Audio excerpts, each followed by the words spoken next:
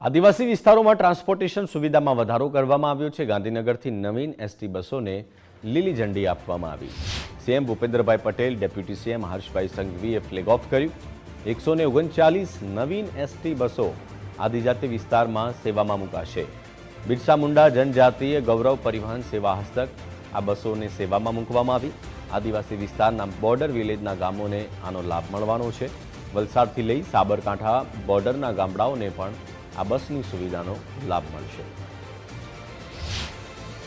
ગઈ વખતે ડેડિયાપાડા ખાતે પહેલા તબક્કામાં અમે 111 બસો જેટલી આ સેવામાં આપી હતી। આજે જ્યારે માનનીય મુખ્યમંત્રી શ્રી ભૂપેન્દ્રભાઈ પટેલ સાહેબ, નાયબ મુખ્યમંત્રી શ્રી હર્ષભાઈ સંઘવીજીના વરદ હસ્તે 139 જેટલી બસો આજે અમે અહીંયાથી ફ્લેગ આપીને સમાજની સેવામાં મૂકીએ છીએ।